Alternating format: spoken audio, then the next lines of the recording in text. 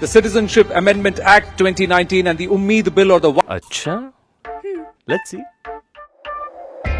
तुम्हारा चीज प्लेटर तो कोई देख ही नहीं रहा। रोहन तो तारीफ कर रहा। wide crackdown on drugs while working tirelessly towards Naxalism-free Bharat by March 2026. जो कहा है वो करके दिखाऊंगा seems to be his motto. Committed to making Bharat a stronger, safer and more secure nation. He's also a history buff and a foodie. Please welcome, with greater round of applause, the Union Home Minister and Minister of Cooperation, Shri Amit Bhaisha, in conversation with Rahul Joshi, Managing Director and Group Editor-in-Chief, Network 18, for the session titled, Make India Great Again. Over to you, Rahulji. Thank you. Amit भाई, आपका rising Bharat मंच में स्वागत है। बहुत बहुत धन्यवाद आपको इस समय निकालने का। ये हमारा फाइनल लास्ट सेशन है। सब लोग आपको सुनने के लिए आतुर हैं, पर इस बार मैं शुरुआत जरा अलग तरीके से करना चाहता हूं। कल प्रधानमंत्री जी आए थे और उन्होंने वक्फ बिल के बारे में यहां पर पहली बार बोला, तो मैं चाहता हूं कि आप एक क्लिप सुने और उसके बाद हम लोग प्रश्नोत्तर करेंगे। अलग देश का विचार सामान्य मुस्लिम परिवारों का नहीं था, बल्कि कुछ कट्टरपंथियों का था, जिसको कांग्रेस के कुछ नेताओं ने खात्मा नहीं दिया ताकि वे सत्ता के अकेले दावेदार बन सके। साथियों, तुष्टीकरण की इस राजनीति में कांग्रेस को सत्ता मिली, कुछ कट्टरपंथी नेताओं को ताकत और दौलत मिली, लेकिन सवाल यह है, आम मुसलमान को क्या मिला? गरीब पसमंदा मुसलमान को क्या मिला? उसे मिली उपेक्षा, उसे मिली अशिक्षा, उसे मिली बेरोजगारी। और मुस्लिम महिलाओं को क्या मिला? उन्हें मिला शाहबानो जैसा अन्याय, जहां उनका संवैधानिक हक कट्टरपंथ की भेंट चढ़ गया। अमित जी, मोदी जी ने कहा कि उस वक्त के जो नेता थे उन्होंने राष्ट्र हित को के ऊपर सत्ता को रखा। तो मैं ये जानना चाहता हूं आपसे कि मोदी जी किन लोगों के बारे में बात कर रहे हैं? कट्टरपंथियों का साथ किन नेताओं ने लिया और ऐसा क्यों किया? और पार्टीशन के लिए वो कहते हैं कि जो है मुसलमान नहीं चाहते थे कि पार्टीशन हो, गरीब मुसलमान नहीं चाहते थे ऐसा हो। नहीं, देखिए, ये तो सब जानते हैं कि जब मुस्लिम लीग चुनाव में खड़ा हुआ और दो राष्ट्र के सिद्धांत के आधार पर खड़ा हुआ, पार्टीशन के पहले जो अंतिम चुनाव हुए स्थानीय विधानसभाओं के, उसमें पाकिस्तान के हिस्से में भी मुस्लिम लीग का पराजय हुआ था। मुस्लिम जनता सच अर्थ में नहीं चाहती थी कि इस देश के टुकड़े हो, और ये बात मोदी जी ने ठीक ही कही है कि उस वक्त के कांग्रेस के नेता ही राष्ट्र के विभाजन के लिए जिम्मेदार हैं। उनकी तुष्टीकरण की नीति ही राष्ट्र के विभाजन के लिए जिम्मेदार है। और आज मैं आपके कार्यक्रम के माध्यम से मैं देश के युवाओं को विशेषकर कहना चाहता हूं, बाकी कुछ भी सहन करना, मगर तुष्टीकरण ऐसा जहरीला नासूर है जिसको देश से हमेशा के लिए युवा पीढ़ी ने उखाड़ कर फेंक देना चाहिए। जो तुष्टीकरण की राजनीति करते हैं वो देश हितों के साथ समाधान करते हैं, वो देश हित की नीतियों के साथ वोट बैंक के कारण कॉम्प्रोमाइज करते हैं और देश के अंदर ही एक नया देश बनाने का बीज बोने का काम करते हैं। मगर मोदी जी थोड़े चिंतित दिखते हैं। मैं भी कहना चाहता हूं युवाओं को कि समय बहुत निकल गया है।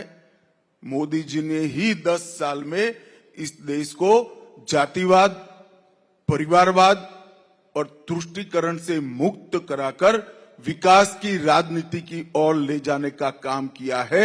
हमारी युवा पीढ़ी ने इसको आगे बढ़ाना हो। दल कोई भी तय करिए, दल के अंदर युवाओं को समान मौके होने चाहिए। दल की नीतियां दल के हित में नहीं बननी चाहिए, देश के हित में बननी चाहिए। और दल जातिवाद, प्रांतवाद, भाषावाद से ऊपर उठकर देश की चिंता करने वाला दल होना चाहिए। दल कोई भी चुनिए, वोट उसी को दीजिए जो दल जातिवाद, तुष्टीकरण और परिवारवाद से मुक्त हो। और यही हमारे देश के विकास का, हमारे देश के लोकतंत्र की रक्षा का सच्चा रास्ता है। कांग्रेस में उस जमाने में बहुत बड़े बड़े नेता हुए, आपने मेरे सवाल का जवाब नहीं दिया। किस नेता के बारे में बात हो रही थी? वो कौन से नेता थे जो ये कर रहे थे? नहीं, ऐसे सिंगल आउट करना तो बहुत तकलीफ होगी, मगर कांग्रेस ने बाद में प्रधानमंत्री नेहरू जी को बनाया था। तो इशारा उन्हीं की तरफ है। इशारे का सवाल नहीं है। प्रधानमंत्री तो अंततोगत वही बनता है जो फैसले करता है। हमारे सर्वोच्च नेता मोदी जी है तो मोदी जी प्रधानमंत्री बनेंगे। अब कांग्रेस ने उस वक्त नेहरू जी को बनाया था। परंतु मैं इतना सुनिश्चित रूप से कहता हूं, आज देश के युवाओं को खड़ा कर दीजिए, किसी को भी उठाकर मंच पर लाकर पूछ लीजिए, उस वक्त आप विभाजन लेते क्या? विभाजन किया नहीं गया है। कांग्रेस पार्टी के उस वक्त के नेताओं ने विभाजन को स्वीकार किया है। और ये मैं मानता हूं, इससे बड़ा देश, इससे समझौता कोई हो नहीं सकता था। अमित जी, दूसरे सवाल की ओर चलते हैं। आप कहते हैं कि वक्फ बिल लाकर आप लोगों ने मुसलमानों पर अन्याय खत्म कर दिया, और मुसलमान समुदाय ये कहता है कि उससे बड़ा कोई अन्याय ही नहीं है। देखिए राहुल जी, आप पूरे समुदाय के नाम से इतना बड़ा लोडेड स्टेटमेंट मत करिए, आपको तकलीफ आएगा। मुसलमान समुदाय ऐसा नहीं चाहता है उनके साथ अन्याय है, कुछ गिने चुने नेता चाहते हैं। मैं आपको दो चार सरल सवाल पूछता हूं जी। अभी का जो वक्फ का कानून है, इसके अंदर महिलाओं के लिए कोई कंपलसरी प्रावधान है क्या? आना चाहिए या नहीं आना चाहिए? इस देश की मुस्लिम महिलाओं को वक्फ बोर्ड और वक्फ काउंसिल में हिस्सा मिलना चाहिए या नहीं मिलना चाहिए? 80% मुस्लिम समाज पसमंदाओं का है, जो गरीब है, एक प्रकार से ओबीसी है। उनको वक्फ में प्रतिनिधित्व मिलना चाहिए या नहीं मिलना चाहिए? जी।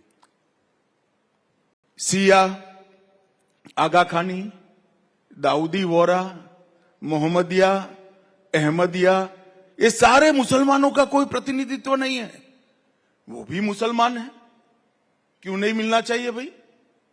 और कांग्रेस पार्टी तो माइनॉरिटी की बात करती है, तो माइनॉरिटी विद इन माइनॉरिटी को हम रखते हैं तो विरोध करते हैं। ये जो बिल आया है, वो बिल मुस्लिम समाज के हरेक अंग का प्रतिनिधित्व करने वाला बिल है। दूसरा, आज मैं, आपने बहस देखी ही होगी, कांग्रेस के नेता कहते थे कि क्या गलत हुआ है। मैं आज देश की जनता को टीवी 18 के कार्यक्रम के माध्यम से बताना चाहता हूं कि आजादी से लेकर 2013 तक, आजादी से लेकर 2013 तक, इस्लाम जब से भारत में आया तब से जितनी वक्फ में भूमि वक्फ घोषित की गई, वो 18 लाख एकड़ थी, जिसमें मुगलों के पहले से भी जो वक्फ हुए हैं वो सारे आ गए, क्योंकि दिल्ली में तो वक्फ सल्तनत काल में हो गया था। और 2013 का कानून आने के बाद 18 लाख एकड़ में 21 लाख एकड़ भूमि और बढ़ गई। तो यही बताता है कि 2013 के कानून में आपने ऐसी व्यवस्था करी जो न्यायपूर्ण नहीं थी। किसी की भी भूमि को आपने वक्फ घोषित कर दिया, चाहे भूमि हिंदू की थी, पूरे के पूरे गांव वक्फ घोषित हो गए जिसमें लोग रह रहे हैं। कहीं मंदिर, 1500 साल पुराने मंदिर वक्फ घोषित हो गए जहां पूजन अर्चन होता है। इस तरह से कैसे चल सकता है? और ये 2013 के पहले नहीं था। 2014 के चुनाव के एंड मौके पर कांग्रेस पार्टी ने अपनी वोट बैंक सुनिश्चित करने के लिए काम किया था। और मैं आपको कहना चाहता हूं, सारे मुसलमान भाई भी मुझे सुनते होंगे, ये 39 लाख एकड़ भूमि हुई है। इसमें से आर्गुमेंट करते कुछ तो कब्रिस्तान है, कुछ तो मस्जिद है, कुछ तो दरगाह है, ये सब मिल मिलाकर 5% से ज्यादा नहीं है। 39 लाख एकड़ की भूमि से राजस्व क्या मिलता है, आय क्या मिलती है? 123 करोड़ रुपया। रेलवे और सेना से बड़ी भूमि है भाई ये। तो ये आय कहां जा रही है? जो बैठ गए हैं वो भ्रष्टाचार करते हैं, क्योंकि ऑडिट की व्यवस्था ठीक नहीं है। हमने कानून के माध्यम से ऑडिट की व्यवस्था ठीक करी है। कानून के माध्यम से मुस्लिम समाज के हर तबके को इसके अंदर प्रतिनिधित्व दिया है। और उनका एक बहुत बड़ा आर्गुमेंट है कि हमारे धार्मिक मामलों में दखल देना। राहुल भाई, इससे बड़ा झूठ कोई हो नहीं सकता। वक्फ जो है वो वाकिफ बनाता है और मुतव्विल इसका मैनेजमेंट करता है। वक्फ बाकी सारे धर्मों के हिसाब से देखे तो ये ट्रस्ट है। ट्रस्ट तो उसी का होता है जो वो बनाता है। वक्फ उसी का होता है जो बनाते। इसमें कोई नॉन मुस्लिम रखने का प्रोविजन हमने नहीं किया है। पर 2 मेंबर वो तो आपने डाले हैं ना? वो वक्फ बोर्ड में डाले हैं और वक्फ काउंसिल में डाले। वो कहते हैं टेम्पल ट्रस्ट में। सुनो ना भाई, टेम्पल ट्रस्ट है ना जी। टेम्पल ट्रस्ट में नहीं रख सकते, वक्फ में भी नहीं रख सकते। पर चैरिटी कमिश्नर हिंदू होगा, कंपलसरी है क्या? वो सिख भी हो सकता है, मुसलमान भी हो सकता है, क्रिश्चियन भी हो सकता है। टेम्पल ट्रस्ट में नहीं रखना चाहिए, मैं भी मानता हूं। वक्फ में भी नहीं रख रहे हैं। जैसे ट्रस्ट होता है, इसका मैनेजमेंट अगर रिलीजियस ट्रस्ट है तो हिंदुओं के हाथ में होना चाहिए। वक्फ अगर अल्लाह के नाम पर दान दी गई संपत्ति है तो मुस्लिमों के हाथ में होना चाहिए।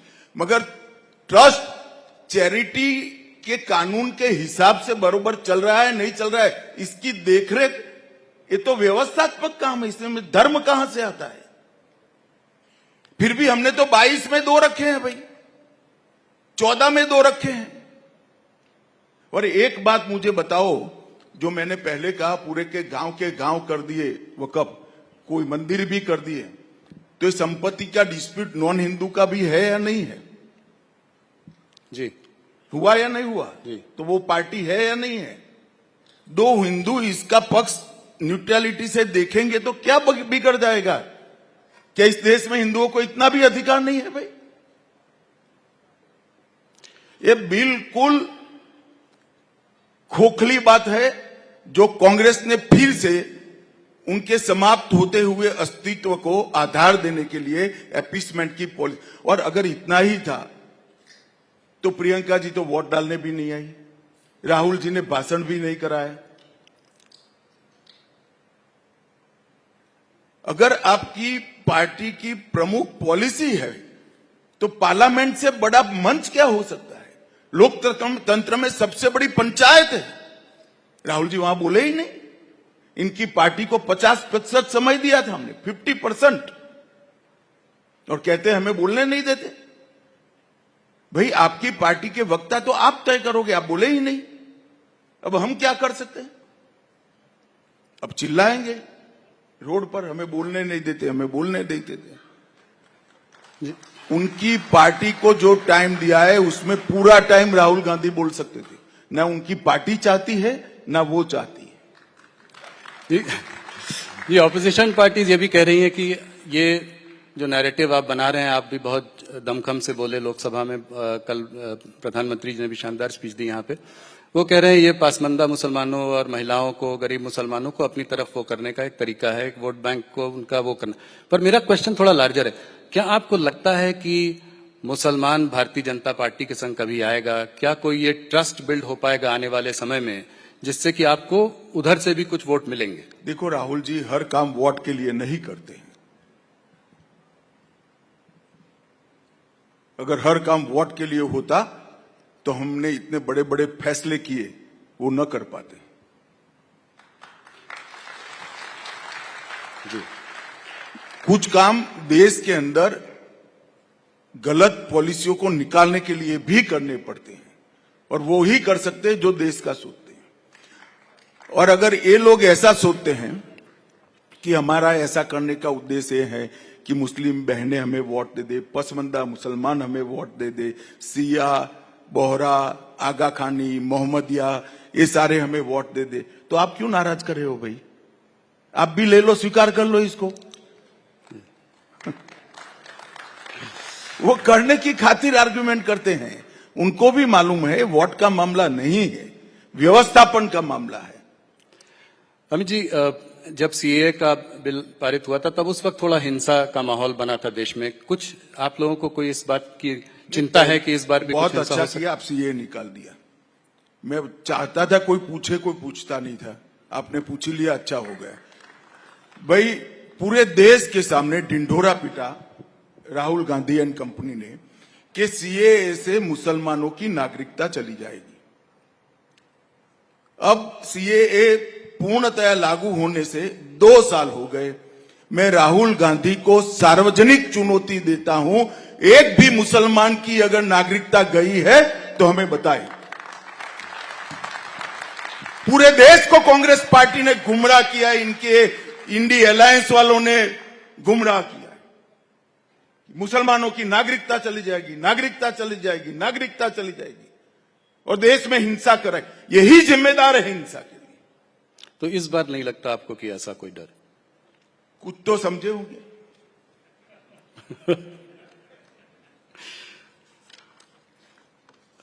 अमित जी, थोड़ा दूसरे सब्जेक्ट डिलिमिटेशन की ओर बढ़ते हैं। ये मुद्दा भी बहुत गर्म रहा है पिछले कुछ महीनों में। तो डिलिमिटेशन से क्या आप आज ये आश्वासन साउथ सदर्न स्टेट्स को दे सकते हैं कि डिलिमिटेशन से उनकी सीटों पे कोई कमी नहीं आएगी प्रोपोर्शनेटली? देखो, मेरे कोरे आश्वासन से शायद साउथ के हमारे भारतीय है वो नहीं समझ पाएंगे। मैं थोड़ा कहना चाहता हूं। जरूर। हिमाचल में कांग्रेस की सरकार है जी। वहां डिलिमिटेशन के लिए कुछ हो रहा है? जरा बोलो ना भाई। हाँ, जी जी। नहीं हो रहा है। नहीं। कई जगह इंडिया अलायंस की सरकार है, वहां डिलिमिटेशन के लिए कुछ हो रहा है? नहीं। सिर्फ तमिलनाडु में क्यों हो रहा है? चुनाव आ रहा है। चुनाव है। अभी डिलिमिटेशन सरकार ने घोषित किया है क्या? जी नहीं। नहीं। एक सेकंड। हाँ, जी जी। डिलिमिटेशन एक्ट हमने बनाया है क्या? नहीं बना। जी नहीं। डिलिमिटेशन कमीशन में किसी सुप्रीम कोर्ट के जज को अपॉइंट किया है क्या? नहीं किया है। तो आज है क्या?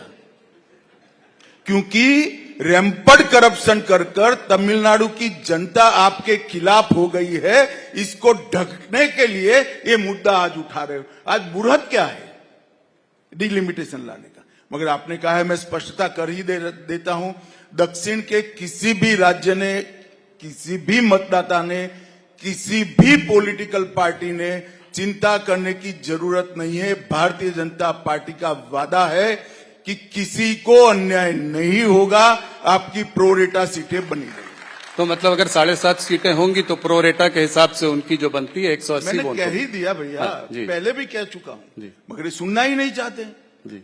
क्योंकि ये शोर शराबा बंद कर देते हैं तो उनको करप्शन का जवाब देना पड़ेगा, उनको परिवारवाद का जवाब देना पड़ेगा। चुनाव मुद्दे पर वो चाहते नहीं। तो जैसे 750 सीटें अगर हो गई तो उत्तर प्रदेश की सीटें भी बढ़ के 110 120 हो जाएंगी, तो ये बहुत बड़ा नंबर है। राहुल जी, जी। ऐसा है कि डिलिमिटेशन कमीशन का हर बार एक्ट बनाना पड़ता है। अभी तक की एक्ट का आयुष्य 25 तक था। अब नया एक्ट आएगा तो वो भी समझते हैं, हम भी समझते हैं, पार्लियामेंट में आएगा। छिप छिपा कर नहीं हो सकता। इसके पहले ऑल पार्टी कंसल्टेशन होगा, एक्ट आएगा, शायद समिति को भी जाएगा या डायरेक्ट भी होगा, तो चर्चा होगी ना। जी। अभी कुछ आया ही नहीं है और आप हो अल्लाह कर रहे हो क्योंकि आपको चुनाव में मुद्दा चाहिए। मैं ये कह रहा था कि अगर उत्तर प्रदेश में इतनी ज्यादा सीटें हों तो जैसे मायावती जी एक समय कहा करती थी कि उस प्रदेश का विभाजन होना चाहिए, 4 टुकड़ों में उसको बांटना चाहिए। देखिए, वो वोट बैंक के लिए कर रहे हो, आप टीआरपी के लिए कर रहे हो। अभी भैया आया ही नहीं है डिलिमिटेशन, काहे को डिलिमिटेशन करते हैं।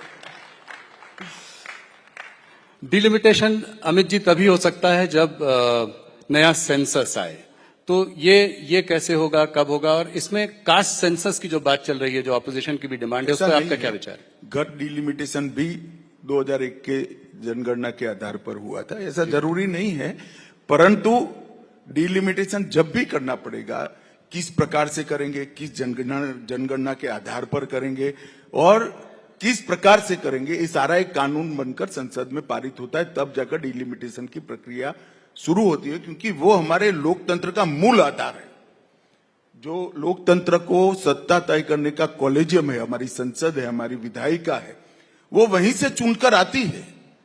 तो उनकी कॉन्स्टिट्यूएंसी का डिजाइन करना, इससे बड़ा महत्वपूर्ण कार्य लोकतंत्र में और कोई हो नहीं सकता। और पार्लियामेंट के कानून से, और पार्लियामेंट के कानून को राष्ट्रपति महोदय के अनुमोदन के बाद ही होता है, और उसमें कोई पार्टी इन्वॉल्व नहीं होती है।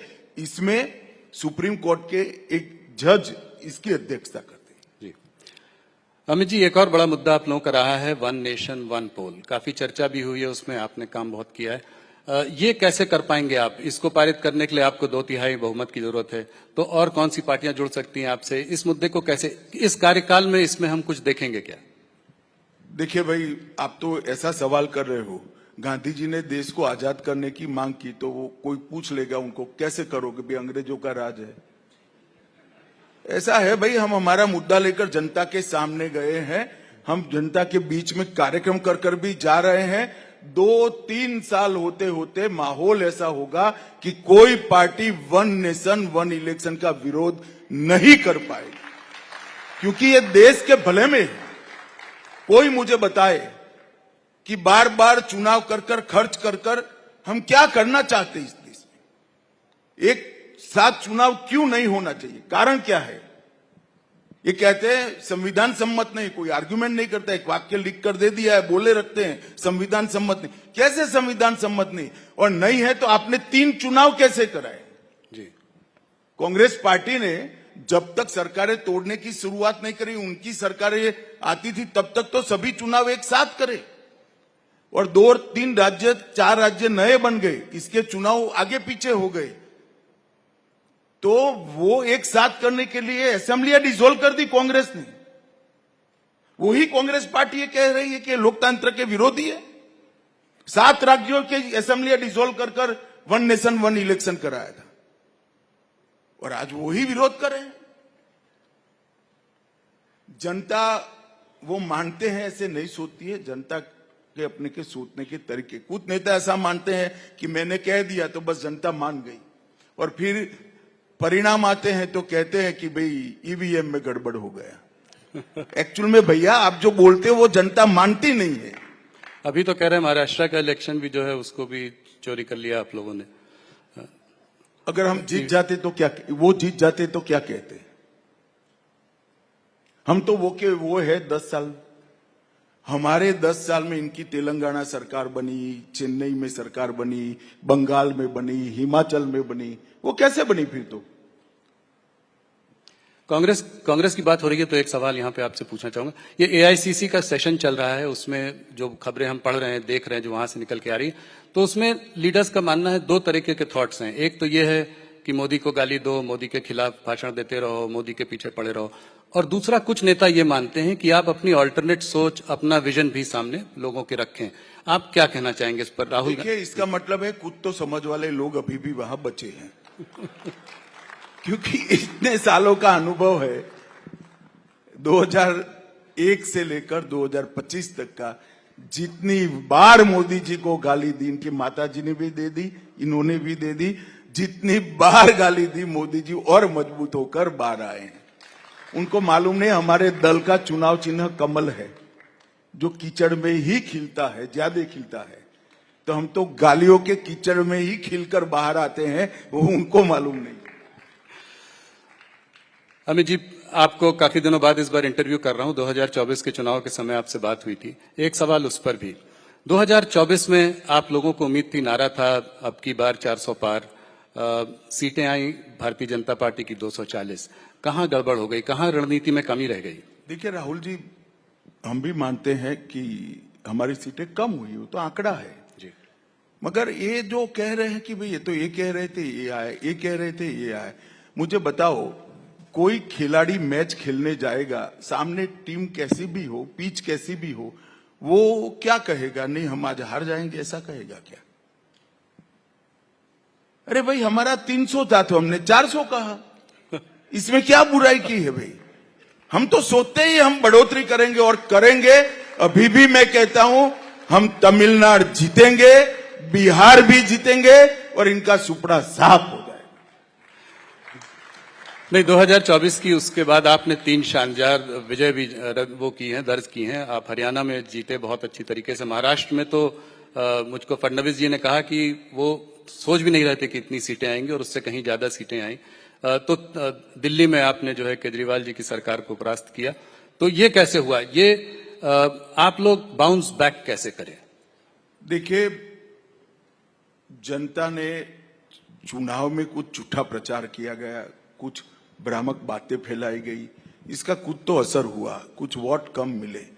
जब परिणाम आया तो सबके मन में एक प्रकार की रंजिश थी कि हमने मोदी जी के साथ ये ठीक नहीं किया और इसके कारण ही भारतीय जनता पार्टी का समर्थन भी बढ़ा है और बड़े जोर के साथ मोदी के काम पर थप्पा लगाने का काम ये 3 राज्यों में।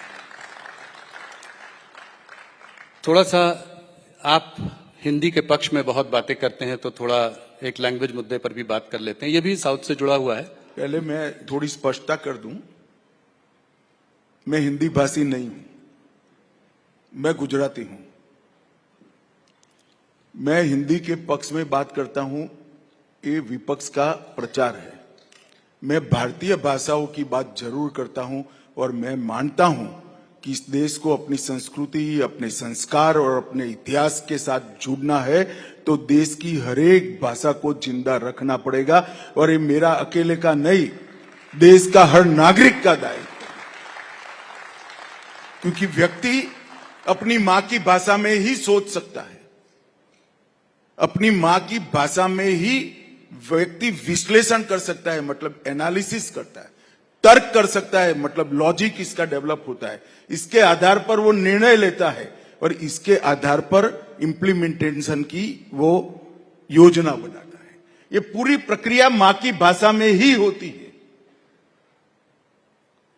मगर अब कुछ लोगों की भाषा यहां की नहीं है मां की, तो मैं क्या कर सकता हूं भाई?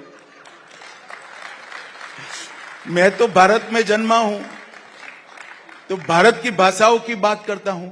ये सब निरर्थक हो अल्लाह करते हैं। मैं आपको बताता हूं कि हमारे आने से पहले, मेरा स्पष्ट मानना है, हमारे आने से पहले कांग्रेस पार्टी ने इतने सालों तक हिंदी और अंग्रेजी को सभी भाषाओं के बच्चों पर थोपा था। यूपीएससी की परीक्षा जो आईएएस आईपीएस की थी वो अन्य भाषा में नहीं आती। 2015 में नरेंद्र मोदी ने निर्णय किया कि आप तमिल में भी पेपर दे सकते हो, गुजराती में भी दे सकते हो, मराठी में भी दे सकते हो, मलयाली में भी दे सकते हो। 2020 तक सीएपीएफ की जो भर्ती होती है, इनका पेपर सिर्फ हिंदी और अंग्रेजी में लिखा जाता था, आज 13 भाषाओं में लिखा जाता है। हमने तो तमिल की एंट्री की है, गुजराती की एंट्री की है, मराठी बंगाली की एंट्री भारतीय जनता पार्टी ने की, आपने अंग्रेजी पर छोड़ दिया था। इनके समय के अंदर लोकल स्टेशनों पर लोकल भाषा में अनाउंसमेंट भी नहीं होते थे, वो भी हमने किए। इनके समय में मेडिकल और इंजीनियरिंग कंपलसरी अंग्रेजी में ही पढ़नी पड़ती थी, हमने उसको स्थानीय भाषा में एंट्री करा दी और आज मध्य प्रदेश में हो चुका है, उत्तर प्रदेश आगे बढ़ चुका है, राजस्थान आगे बढ़ चुका है। पूरे के पूरे मेडिकल के कोर्स हिंदी में अनुवादित हो गए। 13 भाषा में इंजीनियरिंग पढ़ाने की व्यवस्था 2026 के पहले हम कर देंगे। तो डीएमके का ये कहना हिंदी, हिंदू, हिंदुस्तान, ये गलत है कि आप लोग? नहीं भाई, मैं देखो अभी मोदी जी गए थे, उन्होंने बहुत अच्छे तरीके से कहा कि एक भी डीएमके नेता का सिग्नेचर तमिल में हो तो बताओ मुझे, अंग्रेजी में करते हैं। हमारे राज्यों ने तो अपनी भाषा में मेडिकल इंजीनियरिंग के कोर्स का अनुवाद कर दिया है। वो तमिल में शुरू भी नहीं करते हैं जी। और वो तमिल की बात कर रहे हैं।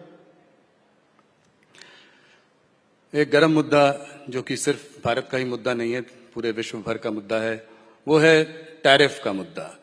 तो ये जो टैरिफ वॉर चल रहा है इस वक्त, उसका भारत पर क्या असर होगा, आप ये जरा सा समझाएं। देखिए, असर का आकलन करने के लिए बहुत जल्दबाजी होगी। सिर्फ अकेले भारत पर टैरिफ नहीं डाला गया है, ढेर सारे देशों पर डाला गया है।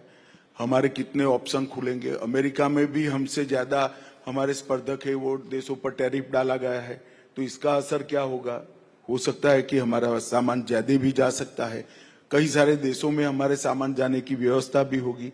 बहुत कॉम्प्लेक्स मसला है। इसमें इतनी जल्दबाजी में इसका असर का आकलन किसी को नहीं करना चाहिए।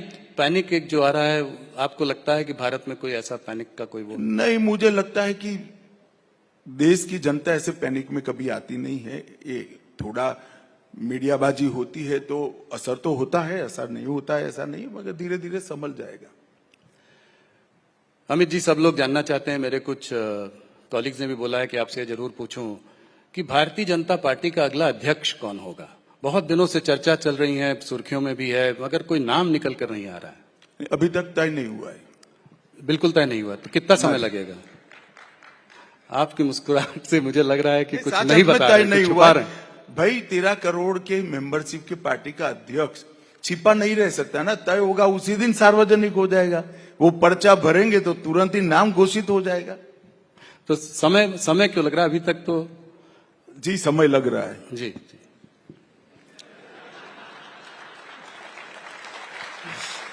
मुझे याद है एक बार मैंने इनसे ज्यादा सवाल पूछा था कि कितने टिकट बटेंगे, किसको क्या मिलेगा। कहता है जब होगा तो आपको भी बुला लेंगे तो आपको पता चल जाएगा।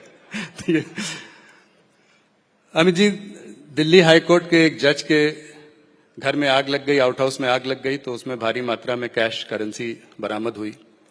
तो मेरा सवाल यह है कि इस तरह का एक चित्र देश के सामने आया है, तो क्या आप संतुष्ट हैं कि इसके पीछे क्या कार्यवाही चल रही है, क्या होना चाहिए, कैसे लोगों को विश्वास दिलाया जाए कि देखिए, परंपराओं से जो परंपरा अब तक बनी है वो ये है कि जुडिशरी की जांच में इनिशिएटिव, अगर हाईकोर्ट जज के लिए कोई मसला खड़ा होता है तो सुप्रीम कोर्ट के सर्वोच्च न्यायाधीश ने लेना होता है। उन्होंने एक कमेटी बनाई है। हमें ये न्यायिक प्रक्रिया पर, सुप्रीम कोर्ट की प्रक्रिया पर भरोसा रखना चाहिए। इसकी रिपोर्ट आएगी तो काफी सारी चीजें स्पष्ट हो जाएगी। मगर मैं इतना कहना चाहता हूं, उन्होंने कमेटी बनाने के निर्णय करने में कोई तक देरी नहीं की है और मैं आशा करता हूं कि जल्दी, क्योंकि पूरी जनता भी इसको बड़ा गंभीरता से देख रही है, तो जल्दी ही ये कमेटी की रिपोर्ट और उसके बाद ऐसा भविष्य में न हो, इसके लिए क्या कदम उठाए जाए, वो सुप्रीम कोर्ट की ओर से सार्वजनिक होगा। हम भी राह देख रहे हैं, आप भी राह देखो। एक जुड़ा हुआ सवाल जुडिशरी पर, हायर जुडिशरी के जो अपॉइंटमेंट प्रोसेस का एक सवाल काफी मुद्दा चल रहा है। एनजेएसी की भी बात हो रही थी, सुप्रीम कोर्ट ने उसको अनकॉन्स्टिट्यूशनल बताया। इस पर आपका व्यक्तिगत क्या मत है? देखिए, मेरा व्यक्तिगत कोई मत नहीं हो सकता, क्योंकि मैं एक पार्टी से बंधा हुआ व्यक्ति हूं। मेरा कोई व्यक्तिगत मत नहीं होता है। मेरा मत व्यक्तिगत मैं पार्टी में रख सकता हूं। पार्टी एक निर्णय पर पहुंचती है, फिर पार्टी का मत मेरा मत होता है। इसी तरह से सरकार में भी मेरा कोई व्यक्तिगत मत नहीं होता है। व्यक्तिगत मत जब प्रधानमंत्री जी चर्चा करते हो तब मुझे रखना होता है, या तो कैबिनेट में रखना होता है। इसके बाहर तो कैबिनेट का जो डिसीजन होता है वही हमारा डिसीजन होता है। परंतु मैं मानता हूं कि इस पर एक नए सिरे से एक बहस ये घटना के कारण खड़ी हुई है। जनता में काफी उत्सुकता भी है। हम राह देखते हैं कमेटी क्या करती है, उससे काफी आप कह रहे हैं उसके बाद बहस होनी चाहिए? नहीं, बहस तो अभी कर ही रहे हो आप। बहस में तो कौन किसको रोक सकता है, परंतु कमेटी क्या रिपोर्ट देती है, इसके आधार पर सारी चीजें स्पष्ट होगी। जम्मू और कश्मीर की ओर चलते हैं, कल आप वहां पर थे भी। राज्य का दर्जा कब तक मिलेगा, क्या आपको लगता है, और नई सरकार का कैसे आप आंकलन करते हैं? देखिए, भारतीय जनता पार्टी एक अखिल भारतीय पार्टी है हमने भारत में दो नेताओं के नेतृत्व में सरकार बनाई, एक अटल जी के नेतृत्व में बनाई और एक लंबे समय के लिए लगातार तीसरी बार मोदी जी के नेतृत्व में बनाई। भारतीय जनता पार्टी ने कभी भी केंद्र में सत्ता रहते वक्त राज्य सरकार किसकी है वो नहीं सोचा है, ना हम कश्मीर के लिए सोच रहे हैं। कल ही मैं रिव्यू करने के लिए गया था, उमर साहब मेरे साथ ही बैठे थे, भोजन भी किया, बड़े अच्छे से उनकी फोटो भी आई है। जी जी।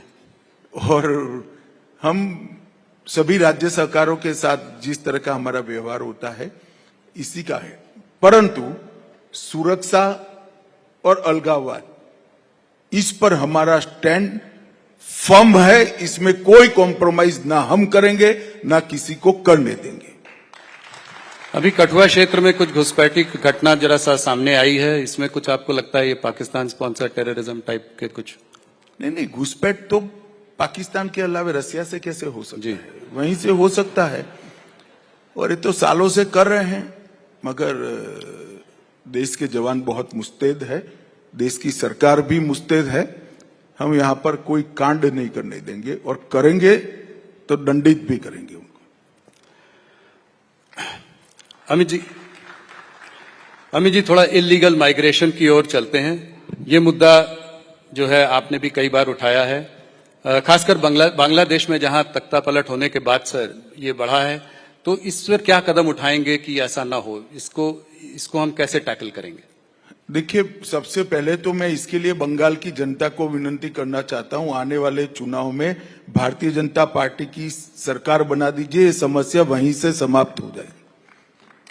इसलिए क्योंकि ममता जी हम पर आरोप लगाती हैं कि भाई बीएसएफ बॉर्डर को देख रही है और आप कैसे घुसपैठ हो रही है, और बंगाल से दिल्ली तक, बंगाल से जम्मू तक कैसे पहुंच जाते, भारत सरकार क्या कर रही है।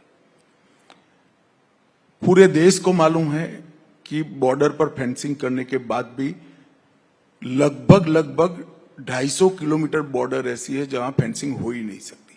नाले हैं, बड़ी बड़ी नदियां हैं जी, विकट भौगोलिक परिस्थिति है, और 400 किलोमीटर बॉर्डर ऐसी है जहां पर बंगाल सरकार हमें फेंसिंग करने के लिए भूमि नहीं दे रही। अब जिस बॉर्डर में 600 किलोमीटर खुला रह जाए वहां घुसपैठ का रोकना बहुत दिक्कत होता है। मूसलाधार बारिश में, ठंड में, गर्मी में नदियों के नाले खुले हैं, वहीं से आते हैं, न जाने घने जंगलों से। परंतु मैं एक छोटा सा सवाल देश की जनता के सामने, सवाल और स्पष्टता दोनों रखता हूं। वो आग तो गए देश में, चाहे रोहिंग्या हो चाहे बांग्लादेशी,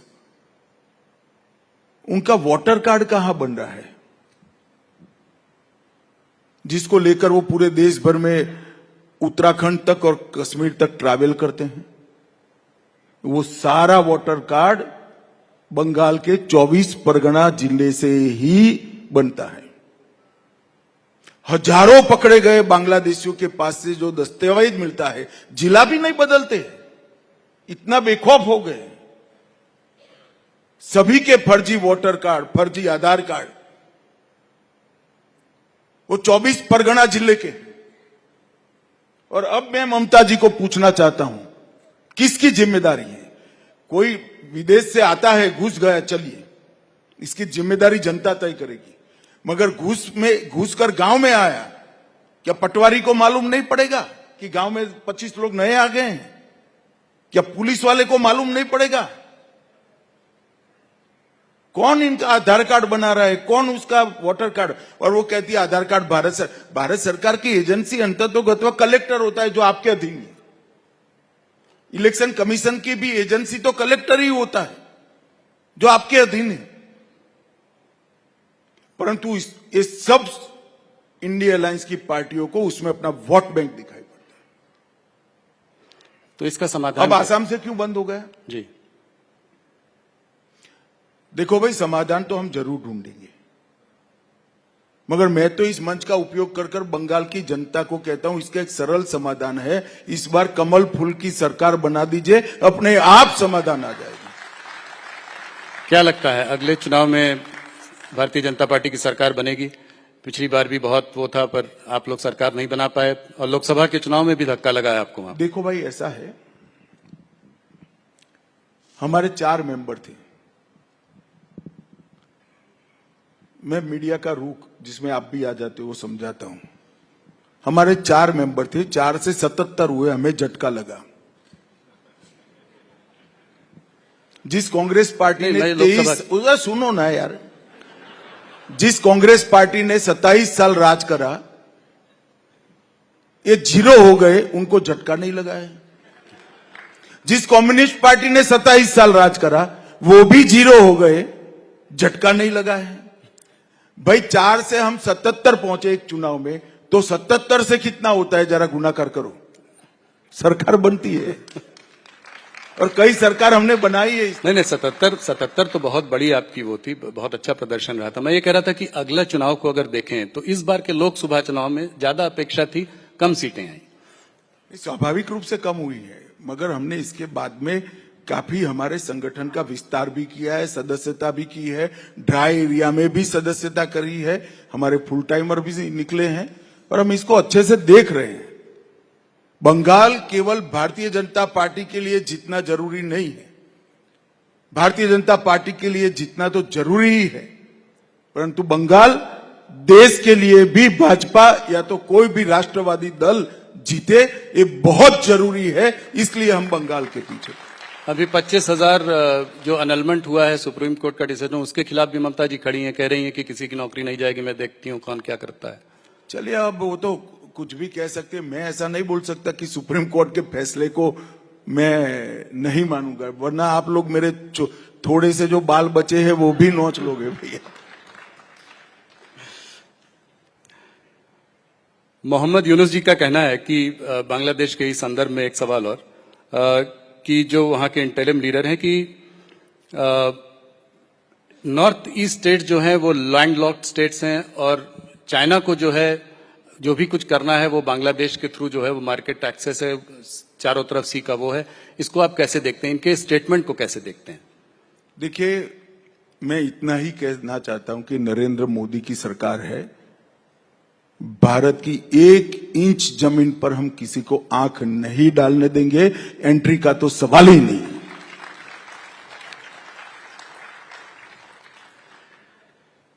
आपने हरदम, मैंने आपसे ये सवाल 2-3 बार पूछा है, फिर से पूछता हूं क्योंकि नया कार्यकाल है, इस तीसरे कार्यकाल में पाकिस्तान ऑक्यूपाइड कश्मीर पीओके के बारे में, इस पर क्या इस थर्ड उस पे? देखिए, भारत का स्टैंड बड़ा रुख है जी, स्पष्ट है और सालों से है कि पाक ऑक्यूपाई कश्मीर हमारा है।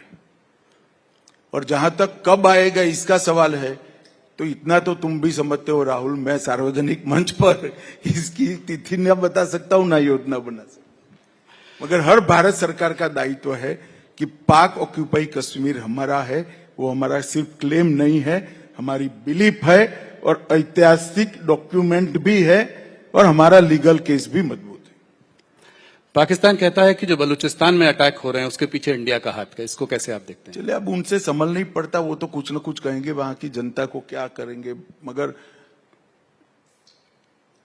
अब उनकी समस्या है, उनको निपटना चाहिए। पर क्या इंडिया सपोर्ट करता है बलूच लोगों के लिए इंडिपेंडेंट स्टेट? हमारी देखिए, इंडिया के सपोर्ट का सवाल ही नहीं होता। उनके यहां जिस प्रकार से शासन चल रहा है, इसके कारण कुछ प्रांतों में असंतोष है, इसको हम रिपेयर नहीं कर सकते। नेपाल में जो है, नेपाल में इस वक्त हिंदू राष्ट्र की जो है एक मांग है, इस मांग को आप कैसे देखते हैं? अब वहां पर भी डेमोक्रेसी है, सब लोग अपनी अपनी मांगे करते हैं। चाइना का स्टैंड जो है इधर कुछ सॉफन होता हुआ आपको दिख रहा है, हम लोग देख रहे हैं कि बातचीत बढ़ रही है। क्या चाइना से इन्वेस्टमेंट्स आने की कोई उम्मीद है? देखो, मैं मीडिया का आदमी नहीं हूं जी, एक स्टेटमेंट से देशों के रुख तय नहीं होते हैं। बहुत सारे हमारे मुद्दे हैं, सकारात्मक समाधान निकलता है तो अच्छी बात है। तहव्वुर राणा का जो है एक्स्ट्राडिशन जो है हो रहा है, वो कुछ दिनों में यहाँ आ जाएंगे। क्या डेविड हेडली के लिए भी हम ये वो करेंगे? कुछ उम्मीद है कि वो भी? देखिए, मोदी सरकार का प्रयास है कि जिन लोगों ने भी भारत की जमीन, भारत का सम्मान और भारत के नागरिकों के साथ दुर्व्यवहार भी किया है, वो हमारे कानून के जद में लाना चाहिए। और मैं मानता हूं तब राणा की यहां वापिस आना ये मोदी सरकार की कूटनीति का बहुत बड़ी सफलता है जी।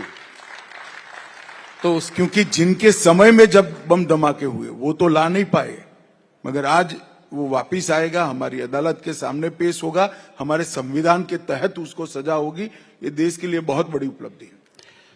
अमित जी, आपने नक्सलिज्म पे बड़ा बयान दिया है, इसका रोड मैप क्या है, कैसे खत्म होगा पूरा? आपने एक टाइम फ्रेम भी दिया है, थोड़ा सा अगर हमारे दर्शकों को बताएं। देखिए, नक्सलिज्म अब 120 जिलों के आसपास था, घटते घटते घटते अब 12 जिलों तक सिमट कर रह गया है। एक जमाने में स्वप्न देखते थे पशुपति टू तिरुपति का, वो सपना उनका चूर चूर हो गया है। बिहार मुक्त हो गया है, झारखंड मुक्त हो गया है, महाराष्ट्र ऑलमोस्ट मुक्त हो गया है, कुछ तहसील बच गई है, मध्य प्रदेश ऑलमोस्ट मुक्त हो गया है, कुछ तहसील बची है, तेलंगाना मुक्त हो गया, आंध्र प्रदेश मुक्त हो गया, उड़ीसा मुक्त हो गया, केरल मुक्त हो गया है, कर्नाटक मुक्त हो गया है। अब कुछ जिले और कुछ तहसीलें बची है, और ये थोड़ा लेट भी इसलिए हुआ है कि बीच में 5 साल कांग्रेस पार्टी की सरकार आ गई। मैं जब कहता हूं तब कांग्रेस पार्टी वाले मुझ पर बड़ा आरोप लगाते हैं कि आप नक्सल के खिलाफ की लड़ाई में पक्षापक्षी करते हैं, मगर मैं आंकड़ा देना चाहता हूं जी। 24 में हमारी सरकार बनी छत्तीसगढ़ में, 24 से अब तक 25 में टोटल 436 नक्सली मारे गए, 1364 गिरफ्तार किए गए और 1400 सरेंडर हुए। 15 साल का टोटल ये नहीं है। छत्तीसगढ़ में हमने सुरक्षा वैक्यूम को समाप्त कर दिया है। विगत 5 सालों में लगभग 380 कैंप बनाए हैं और सीआरपीएफ के जवान, आईटीबीपी के जवान, बीएसएफ के जवान और छत्तीसगढ़ पुलिस घने जंगलों में, एक प्रकार से इसके लिए शब्द उपयोग करना है तो घोर तपस्या कर कर इनके पीछे लगे हैं और उनके उन्मूलन में लगे हैं। फिर भी मैं तो आज के कार्यक्रम से माध्यम से कहना चाहता हूं, कई लोगों ने सरेंडर किया है, जिनके हाथ में हथियार है, हथियार डाले, मेन स्ट्रीम में आए और अपना जीवन अच्छे से बिताए। उत्तर पूर्व में भी 10,000 लोगों ने सरेंडर किया है, 20 समझौते हमने किए हैं और उत्तर पूर्व में कमोबेश टेररिज्म समाप्त हो चुका है। परंतु एक बात निश्चित है कि 31 मार्च 2026 इस देश में नक्सल हिंसा पाश बन जाएगी। ये हमारी सरकार का बहुत फर्म निर्णय है कि हम नक्सल से मुक्त भारत बनाएं। मतलब 1 साल में। अमित जी, भारत के अंदर खालिस्तान की एक्टिविटीज कुछ बढ़ रही हैं क्या? आपका क्या वो है? और पंजाब की सरकार जो है वो कितनी सक्षम है इसको कंट्रोल करने में आप लोगों के साथ मिलकर? देखिए, पंजाब सरकार की प्राथमिक जिम्मेदारी है जी, मगर भारत सरकार की भी जिम्मेदारी है। कोई भी किसी भी नाम से अगर देश को तोड़ने की बात करता है तो हम जरा भी सहन नहीं कर सकते और उसको बिल्कुल सख्ती के साथ दबाने का काम भारतीय जनता पार्टी की सरकार करेगी। पंजाब में क्या लगता है आपको, अगले चुनाव में भारतीय जनता पार्टी का क्या रोल, क्या भूमिका रहेगी? क्या आप अकाली दल के साथ लड़ेंगे? ऐसा कहते हैं कि सृष्टि की रचना ब्रह्मा जी ने करी है, पंजाब के अगले चुनाव का आकलन तो ब्रह्मा जी भी नहीं कर पाएंगे भैया। ऐसा मैच होकर पड़ा है। मगर मुझे आशा है कि चुनाव आते आते पंजाब की जनता एक अच्छे निर्णय की तरफ पहुंचेगी और एक पूर्ण बहुमत की सरकार कोई न कोई जरूर बनाएगी। मणिपुर में आप जो है दोनों कम्युनिटीज के बीच बातचीत का माहौल एक बना रहे हैं, कब तक प्रेसिडेंट रूल रहेगा? कैसे, कब? देखिए, प्रेसिडेंट रूल पूर्णतया नहीं लगाया गया। अभी हमने असेंबली को सुषुप्त अवस्था में रखा है जी।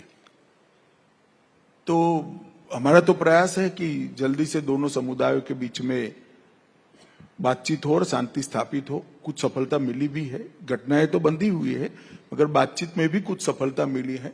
परंतु मुझे लगता है कि 2-3 दौर की बाढ़ और होगी। जो सबसे पास चुनाव है वो है बिहार का चुनाव। तो क्या बिहार में क्या लगता है आपको, क्या नीतीश जी एनडीए अब तक के सबसे बड़े बहुमत के साथ बिहार में सरकार बनाएगा, इसमें कोई दो राय नहीं। और जो सीट शेयरिंग होगी वो क्या जैसे पिछली बार थी उसी प्रोपोर्शन में वो तो रहेगी? प्रदेश में हमारी पार्टी और हमारे साथी दल बैठकर तय पर क्या नीतीश जी के चेहरा होंगे चुनाव का? बाकी देखिए, अभी तो मुख्यमंत्री नीतीश जी मुख्यमंत्री है ही, सवाल ही कहाँ है कोई। तो वही मुख्यमंत्री बनेंगे अगर आप जीतेंगे? अरे भाई, अभी नीतीश जी के नेतृत्व में ही हम चुनाव लड़ रहे हैं।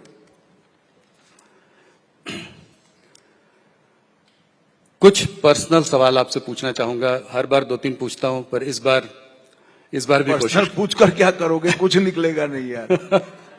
मैं फिर भी कोशिश करता हूं। मैंने सुना है कि आपका जब जन्म हुआ था तो आपका शरद पूनम के दिन जन्म हुआ था, तो बहुत दिनों तक आपको पूनम भाई के नाम से भी लोग जानते हैं, और आपके नामकरण में बहुत देरी भी हुई थी। इसकी क्या वजह थी, कुछ बताइए। नहीं, मेरी बुआ ने मन्नत मानी थी कि 5 साल का हूंगा तब नाम तय किया जाएगा। चूंकि मैं पूनम के दिन जन्मा था तो सब पूनम कहते थे।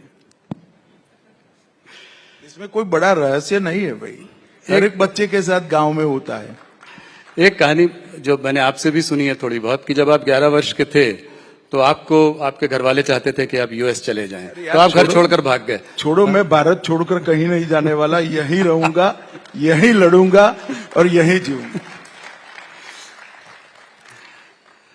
अगले साल मोदी जी के गवर्नेंस में करीब 25 साल पूरे हो जाएंगे, और आपने उनके संग बहुत क्लोजली बहुत समय तक काम किया है। इस केमिस्ट्री के बारे में कुछ बताएं, किस तरीके से ये जोड़ी इतने साल से साथ में काम कर रही है, आप एक दूसरे को कैसे कॉम्प्लीमेंट करते हैं?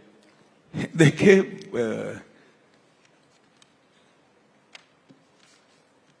कोई भी दो कार्यकर्ता एक साथ काम करते, एक नेता और कार्यकर्ता एक साथ काम करता है, तो इतने लंबे समय तक काम करते करते एक दूसरे के काम की पद्धति भी समझ में आ जाती है, एक दूसरे का सोचने का ढंग भी समझ में आ जाता है, और एक दूसरे का स्वभाव भी समझ में आ जाता है। अंततोगत्वा तो चाहे मोदी जी हो चाहे मैं हूं, हमें हमारी आइडियोलॉजी के अनुरूप काम करना है। तो हमारी आइडियोलॉजी है, वो हमारी गाइडलाइन है, इसीलिए कभी मतभेद पैदा नहीं होते हैं। वो भी आइडियोलॉजी के लिए, देश के लिए, संविधान के लिए सोचते हैं, मैं भी आइडियोलॉजी के लिए, देश के लिए और संविधान के लिए सोचता हूं। तो मतभेद होने का कोई सवाल ही पैदा नहीं होता। जहां एक दूसरे को कंट्रीब्यूट करने का सवाल है, इसमें जरूर एक दूसरे को कंट्रीब्यूट कर रहे हैं, मगर अलग प्रकार से। मैं मोदी जी जो लक्ष्य तय करते हैं, इसका पूरा करने के लिए मेरे साथियों को साथ में रखकर पूरा प्रयास करता हूं। ये मेरे कंट्रीब्यूशन का तरीका है। मोदी जी हमारे नेता है, हम सब कार्यकर्ता जो इनके साथ तैयार हुए, इनके नीचे काम कर रहे हैं, वो सभी के छोटी गलतियां हैं, उनको मोदी जी माफ कर सुधारते हैं। तो हमें भी वो कंट्रीब्यूट करते हैं एक तरफ से कंप्लीट बनाने में। तो इस तरह से एक दूसरे का कंट्रीब्यूशन हो ही जाता है। परंतु ये उदाहरण जो आप दे रहे हो नरेंद्र मोदी और अमित शाह का, ऐसे नरेंद्र मोदी के साथ जुड़े हुए इस देश में हजारों कार्यकर्ता है, जिनमें कार्यकर्ता बनाने से लेकर उसको बड़ा सोचने तक, तरीके से सोचने तक की पूरी प्रक्रिया नरेंद्र मोदी जी ने की है, हमारे कई नेताओं ने की है, और ये बहुत बड़ी बात है। और इसी के कारण हम चुनाव अनेक हारे, मगर हमारी पार्टी कभी टूटी नहीं जी। चुनाव हारे, हम साफ नहीं हो गए। यूपी में कांग्रेस चुनाव हारी, साफ हो गई। बिहार में चुनाव हारी, साफ हो गई।